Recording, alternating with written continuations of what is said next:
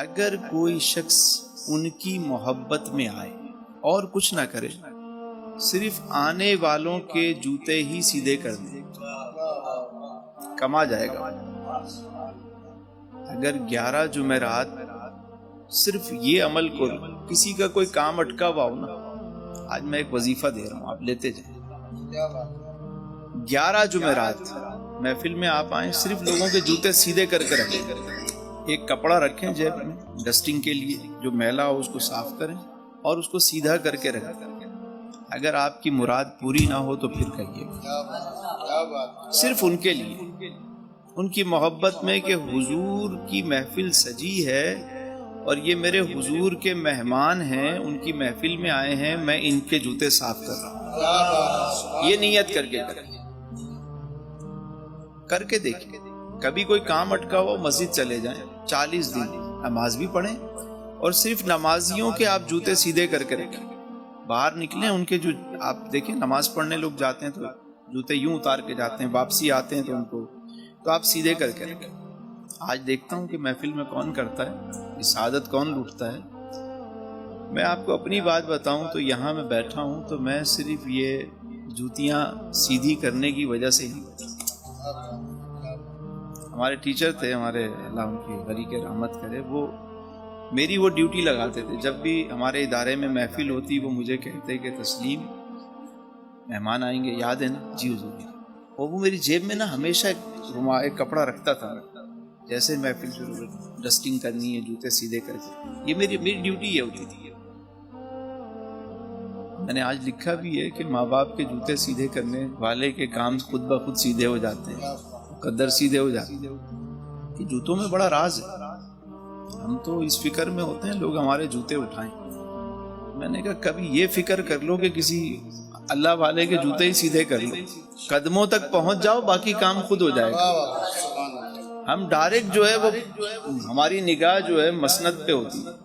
اور میں اکابرین کی بات بتاؤں، وہ یہ سکھاتے تھے کہ بیٹا اس سے نفس مرتا بھی ہے اور نفس کو بڑا برا لگتا ہے کہ یار میں یہ کام کروں، مگر کر کے نہیں۔ کبھی بھی کوئی کام اٹکا ہوا ہو نا، آپ مسجد جائیں، صرف نمازیوں کے جوتے سیدھے کریں، اس نیت سے کہ یہ اللہ کے گھر کے مہمان ہیں، میں ان کے جوتے سیدھے کروں۔ کام نہ ہو تو مجھے آ کے پکڑ لیجیے گا، کام نہیں۔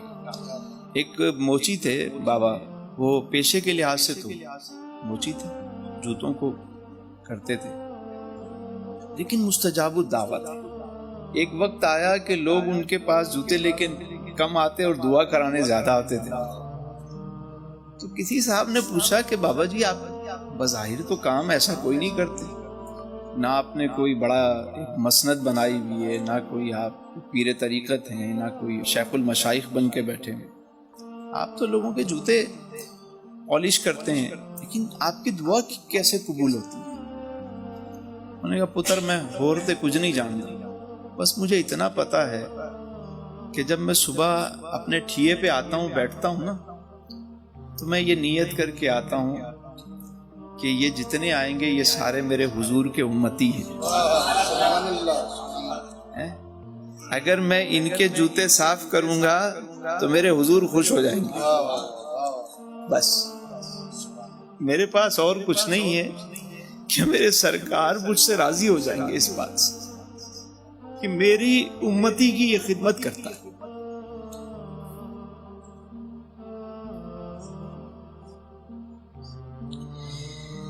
تو میں تو جب جوتے پالش کرتا ہوں میں بڑے دل سے یہ کام کر رہا ہوں کہ حضور کا امتی آیا، واہ واہ۔ کہنے لگے پتہ ہی نہیں چلا کہ کب میری دعا قبول ہونا شروع ہوگا، میرا اور کوئی عمل نہیں ہے۔ جے میں ویکھاں عملاں ولے، کچھ نہیں میرے پلے، جے ویکھاں سہی رحمت تیری۔ ہم لوگ سوچتے ہیں بڑے بڑے وظیفے ملیں، کوئی ہمیں کوئی اس میں اعظم مل جائے، کوئی فلاں چیز، وظیفے یہی ہیں، شروعات یہاں سے ہوگی۔ یہ ادب کی پہلی سیڑھی ہے۔ آپ بس اپنے ماں باپ کے، اپنے اساتذہ کے، اپنے بڑوں کے کو رسپیکٹ دینا شروع۔ حضور کی محفل میں آنے والوں کو آپ کہیں یہ حضور کے مہمان آئے۔ ایک مرتبہ علی بھائی عجیب اتفاق، ہم لوگ بغداد شریف گئے تھے، تو بڑی سعادت کی بات کہ مطلب بغداد شریف کا بلاوا ہے. وہ وہاں پہ لائن میں نا لگ کے جب لنگر خانے میں جاتے تھے تو لمبی لائن ہوتی تھی، ہم بھی لائن میں لگ جاتے تھے اور اندر جاتے تو کبھی لنگر کچھ ہوتا، کبھی مختلف اقسام کی چیزیں بن رہی ہوتی، کبھی دال روٹی ہوتی، کبھی گوشت ہوتا، کبھی وہ روٹین کی 2-3 چیزیں تھیں وہی. اب یہاں آتے ہیں جیسے دال گوشت مل رہا ہوتا ہے، میں روزانہ ہر جمعرات کو دال گوشت دیے ذرا کوئی. تو وہ میرے ساتھ کچھ دوست تھے، مجھے کہنے لگے کہ یہ جو فلاں صاحب ہیں آپ کے جاننے والے ہیں. میں نے کہا ہاں واقفیت تو ہے میری. کہ نہیں یہ لوگ نا جب لنگر کھانا بند کرتے ہیں نا اندر بیٹھ کے خود کھانا کھاتے ہیں. میں نے دیکھا ہے یہ لوگ سب الگ دسترخوان لگاتے ہیں اور یہ سب بیٹھ کے کھاتے ہیں. تو یہ اپنے لیے کوئی بڑھیا چیز بناتے ہوں گے، کوئی خاص مرغ مسلم ہوگا.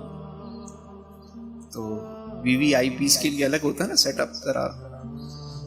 یہ ذرا میں نے دیکھا کچھ اور مہمان بھی جاتے ہیں تو کوئی سالم بکرا ہوگا، کوئی ہوگا نا سجی، کوئی مندی، کوئی اسپیشل ڈش ہوگی. آپ ان سے بات کریں کہ ہم لوگ نا ان کے ساتھ کھانا کھائیں گے، روزانہ دال کھا رہے ہیں. میں نے کہا دیکھو یار یہ لنگر ہے، مجھے شرم آتی ہے بات کرتے. نہیں آپ کے دوست ہیں ہم بات.